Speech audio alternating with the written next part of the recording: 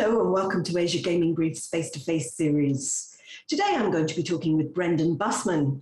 He's a partner with Global Market Advisors, where he also specializes in government affairs. We're going to be discussing the implications of the US Federal Wire Act for online gaming on Saipan, as well as the ever-changing landscape for IRs in Japan. Hello, Brendan. Thank you for joining us today. Welcome to AGB's face-to-face series. I wanted to start by asking you about how the US Wire Act applies to Saipan's online gaming ambitions. Saipan is a unique opportunity because, there's been so many challenges there with gaming today and up until this point that, they first need to get their house in order on that side before they even look at the online side. Now, that said, when it comes to the online side, the first thing that immediately throws up a red flag is this little thing called the Wire Act. And while we know the Wire Act, creates specifically towards sports betting, there are limitations imposed between that, UGA, and other options on taking online gaming beyond the borders of the Northern Mariana Islands and not serving as a hub, as I think some would hope, for all of Asia to recreate a pogo type atmosphere to drive revenue. And that just is not a possibility right now under the law of the land. And what are you actually advising them? Because, I can't remember the actual population of Saipan right now, but I know it's extremely small. Is there any real point in having online gaming?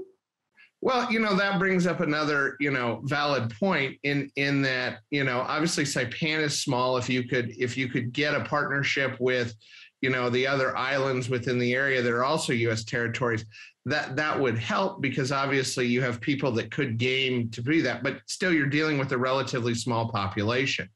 That's not necessarily the biggest opportunity, other than, for people to say, well, we have a new area we need to regulate, we've got to keep this rolling. As we've continued to have conversations and even submitted, letters of testimony off of to the legislature saying, first, guys, get your house in order. Understand what you can and can't do with your existing forms of gaming so that you're actually getting revenue off of that. And to that extent, that includes not only looking at the feasibility of the market, and I look at that in two buckets there. The first is, what can the market generate, and what can the market generate if tourists don't come back in the way that they previously have visited Saipan when the world opens up again.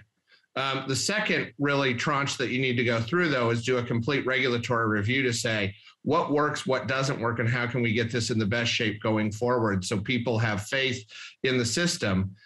Because you need to have a product that not only consumers feel comfortable with, but one that the government has faith in as well. What kind of model do you think would actually work there? I've seen tell that they're considering perhaps opening up to more than one casino licensee. Could they support more than one? Is it feasible? Well, that's what I think. You've got to figure out what the new world looks like. And I hate always using that term of new world and our new normal and all of that. But realize we've had a seismic shift over the last, 16, 18 months as we've been under this pandemic that, based on current numbers, doesn't look like it's dissipating anytime soon, not just in the US, but in other parts of the world. So we need to figure out how that's going to modify and change to say, one, can you support the existing licensee? Two, if that licensee were to, go away for a host of various reasons that could or could not happen, does the market support one, enough for two licenses or not? I think obviously, there are advantages to having two licensees in a market, but you want to make sure it's advantageous to both licensees to make that work, just because you create that competitiveness as well as the owners to say, hey, we're operating by the book and you should too. So let's move on to another market at this point, another one where I think expectations have changed dramatically since the beginning of the whole IR process in Japan I'm referring to. What's your current opinion on that there? Have they killed the golden goose? That's a very good question. One that I think we'll know a little bit more here in the coming weeks. on how much life the golden goose has left in it. Clearly this isn't what was anticipated when this process started, some 20 years ago, and even specifically even 5 when you had the Promotion Act passed initially in December of 16. And at that point, you had a lot more market entrants. You had a lot more major companies that were interested, and you still have a few that are interested but are on the sidelines. That being, you've got Wynn that is still interested in the market, Hard Rock, Rush Street, others that have basically said, we'd love to come to Japan. There's just not a fit for us now. You've had LVS, obviously, they've been out now roughly about 14 months since they bowed out. So, is the market opportunity there still? Yes, I still think Japan can be one of those great markets. But, depending on what happens with the elections in Yokohama with the mayor, that could make that location be either a positive or a negative. You look at, who potentially wins of the 3 down in Nagasaki, which we should know that relatively soon, that will move things forward. And then you've got MGM that continues to push forward in Osaka, and then the Clairvest proposal in Wakayama. I think also people thought there'd be more than 4 locations with Tokyo, Hokkaido, and Nagoya, at least in the mix. And obviously we're down to 4 and could be down to 3 or more or less, depending on what happens with a few of these. So I think it's a question of, what does this look like in the end? And it's not necessarily what they envisioned from the start, but there's still opportunity, that you could have another one. Tokyo still could raise their hand before the deadline and get stuff done, but time's running out for that to happen as well. So obviously the mayoral elections, if I'm not wrong, are on August the 22nd in Yokohama. Heaven forbid if the anti-IR candidate got in, what would we be looking at there? Because when we tentatively potentially lose 2 of the biggest names still in the race. Well, and I think that's I think the number of candidates that have announced in that helps the current incumbent and the mayor potentially, get reelection there. But, I think it makes the process a little bit uglier if, you've been a city that for the last, I'll say 4 years specifically, but even dating back longer than that, has said, hey, we're going to raise our hand and do this, and all of a sudden make a change of course, especially as you noted, with 2 of the largest operators that are still in the mix on this. Obviously, if that were to happen with Genting and Melco being out, for a large city, you're left with Osaka and MGM. And I shouldn't say you're left with it, because I think MGM's proposal is very strong, and I think Osaka is going to be a great location. But to the same extent, it's not what you envisioned from the beginning. And that may, force Tokyo's hand too to raise their hand and say, we've got to have another major city in this process if we're going to issue all 3 licenses at once. What about Melco and Genting? I mean, Melco in particular has put its heart and soul in this particular race. What do you think might be the next step for them? Are they just out in this round, or? Well, I think, assuming that things continue on the schedule that they've been, which is obviously the period being open from October to April to turn stuff into the central government, if Yokohama were to bail and there's no other cities that come up, I think the field's pretty frozen between the 3 cities.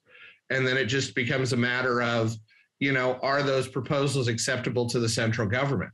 And that's yet to be determined because, while we know, what MGM's initial proposal looks like. Obviously, the devil's in the details of the site plan and the development plan and all of the various things that are going to go into that. Same thing with Wakayama and then whoever wins in Nagasaki. But, if Yokohama were to fade away and no one else raises their hand within the short time frame, Genting and Melco would likely be on the sidelines. And as you noted, Melco's put I think you used the term heart and soul, that they've tried to do this, and say even that they'll move their headquarters there in some cases.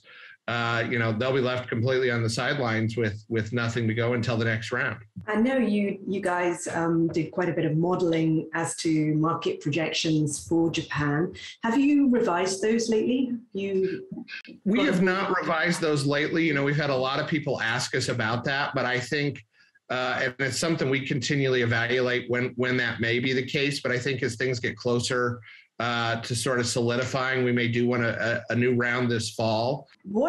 How do you see Asia coming out of this? Do you see anything fundamentally changing? Well, I think probably the biggest challenge I see, and potential change is what happens with regard to the Chinese customer that obviously, was local play always helps and is the basis.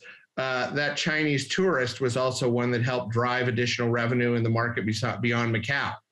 Whether it be Singapore or Cambodia or Vietnam or any of those other places, I think yet to be determined when China once it opens up its borders, what that looks like and how, the full Asia recovery could or could not occur over everything.